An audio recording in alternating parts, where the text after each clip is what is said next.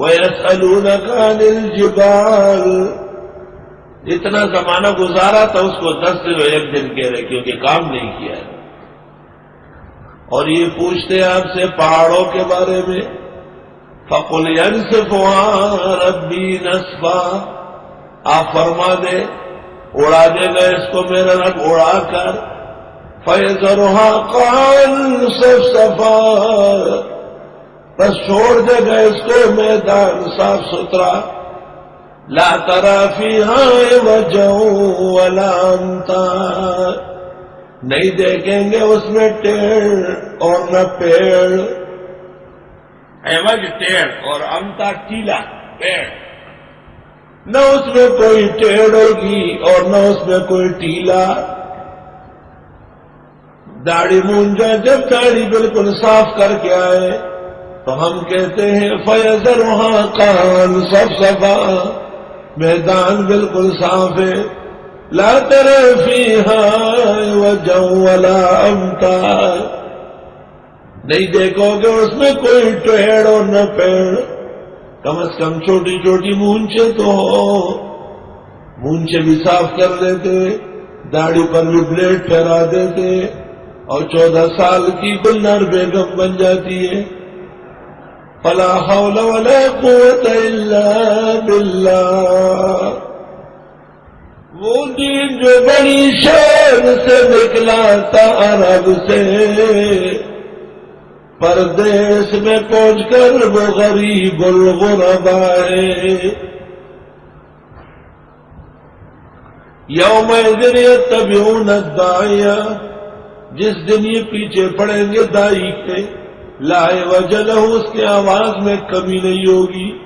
اسرافیل جب سور بجائیں گے، وخشعت الاصوات للرحمن، جھک جائے گی آواز اللہ رحمان کے روب سے، فلا تسمع الا ہمسا، پس نہیں سن سکو گے مگر ادنا بھنک یا آہٹ۔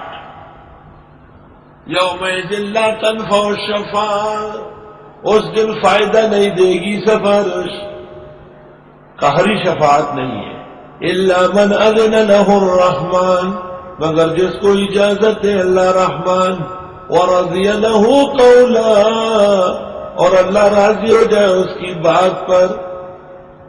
یعلم ما بین ایدیہم وما خلفہم، جانتے ہیں جو ان کے آگے جو ان کے پیچھے ہیں، ولا یحیطون بہ علما، اور یہ نہیں کہہ سکیں گے اللہ کا علم، اللہ کو ان کا سب علم ہے۔ وعنت الوجوہ للحی القیوم، جھک جائیں گے چہرے زندہ اور قائم ذات کے سامنے۔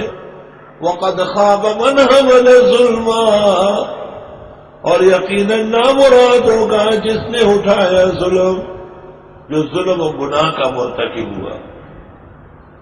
ومن یعمل من الصالحات، اور جو کوئی عمل کرے نیکیوں میں سے، وہو مومن، اور وہ ہو مسلمان، فلا یخاف الظلم ولا ہدما، پس نہ ڈرے ظلم سے اور نہ گھٹن سے۔ اصل بات یہ ہے نیکیوں کے بارے میں 2 اندیش ہیں، ایک یہ کہ کم نہ کیے جائے فلا یخاف الظلم، اور دوسرا یہ کہ اس کو کاٹ نہ دے۔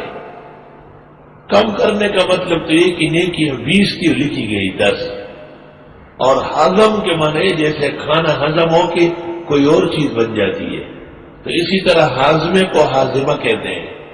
فلا یخاف ظلم ولا ہضما، یہ لوگ اس سے نہ ڈرے کہ ان کی نیکیاں ختم کر دی جائے گی۔ وَكَذَلِكَ أَنزَلْنَاهُ قُرْآنًا عَرَبِيًّا، یوں اتارا ہم نے اس کو قرآن عربی میں۔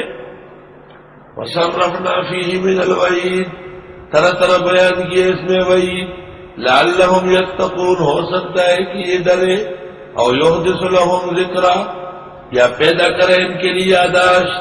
فَتَعَالَى اللَّهُ الْمَلِكُ الْحَقُّ، بزرگ و برتر ہے اللہ بادشاہ برحق۔ وَلَا تَعْجَلْ بِالْقُرْآنِ مِنْ قَبْلِ أَن يُقْضَىٰ إِلَيْكَ وَحْيُهُ، نہ جلدی کرے قرآن کے ساتھ اس سے پہلے کہ پورا ہو جائے آپ کے پاس اس کی وحی۔ قرآن جب نازل ہو رہا ہے آپ کو سنا رہا ہے تو آپ آرام سے سن لیں۔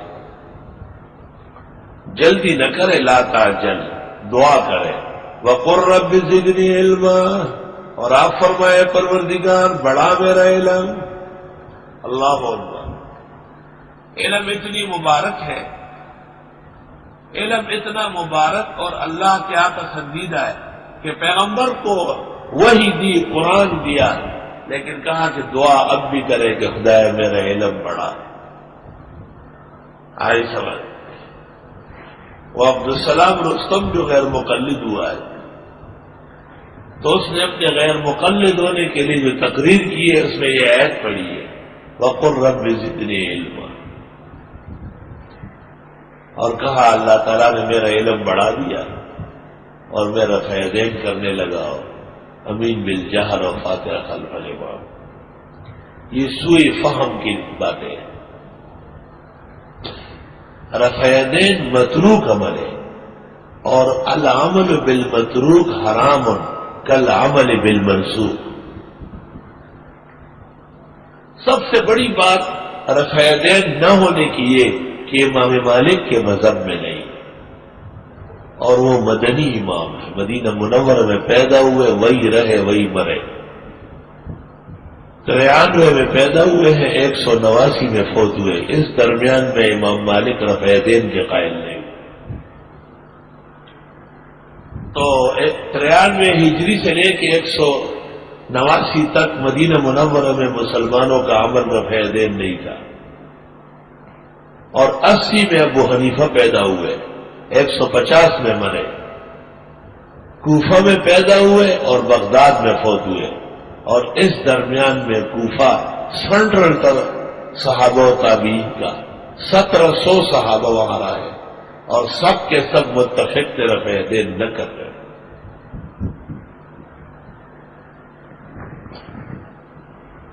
یہ غلط تعویل ہے جو اس شخص نے کی ہے کہ میرا علم اللہ نے بڑھایا۔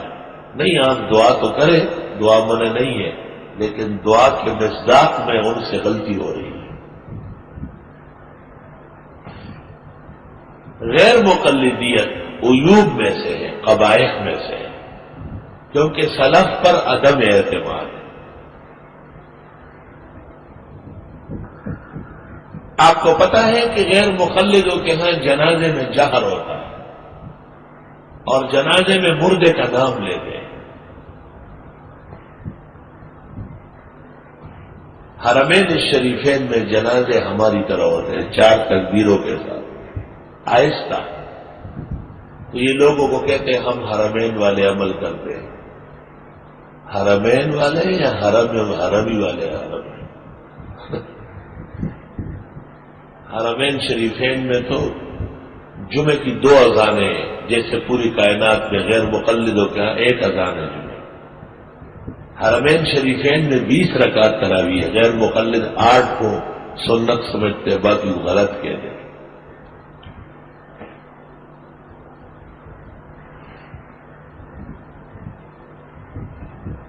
غیر مقلدوں کا کوئی کام صحیح نہیں ہے، یہاں تک کہ اللہ کے اسماء و صفات میں بھی گمراہ ہیں۔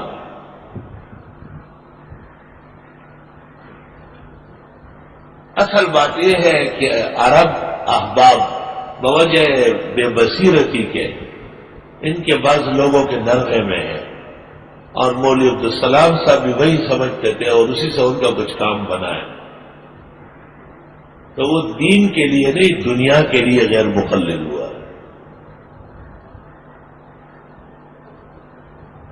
شیخ القرآن مولانا طاہر پنپیری ان کے استاد ہیں، ان کے خلاف۔ شیخ القرآن مولانا غلام اللہ خان ان کے استاد تھے، ان کے خلاف۔ شیخ الحدیث مولانا عبدالحق سے دور حدیث کیا ہے، فاضل حقانیہ کا ہے، ان کے خلاف۔ تو پیشرو آپ کا کون ہے؟ سند تو ختم ہو گئی آپ کی۔